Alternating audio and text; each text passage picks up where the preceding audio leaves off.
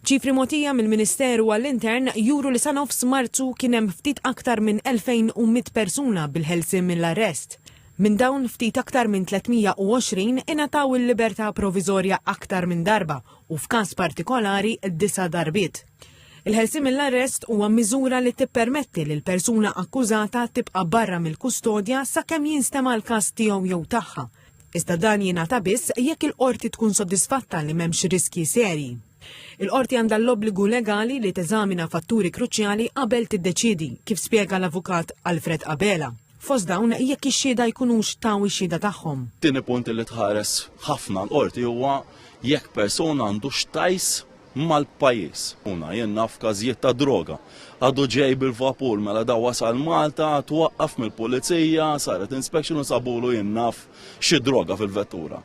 Dan ċertezzi jista' jagħti lill-qorti li dan mhux ħajaħrab. It-tielet punt naħseb li huwa kruċjali wkoll huwa persuna il-fedina penali ta' persuna, jekk persuna jenna b'niedem tressaq l-ewwel darba l-qorti tħares li jekk tajt tisma' iva nista'. Imma jekk persuna tressaq l-qorti forsi għandu fedina penali naqra raffrettarja, l-qorti ħadqod naqra attenta. Il-qorti trid tkun ukoll sodisfatta li l-akkużat ma jerġax ixellef difreħ mal-ġustizzja waqt li jkun barra u hawnhekk jidħol il-garant, il-persuna li tiggarantixxi għall-imġiba tal-akkużat. Jekk l-affarijiet imorru ħażin u l-akkużat jisparixxi jew iwettaq reat ieħor, il-garant jispiċċa jħallas somma kbira ta' flus.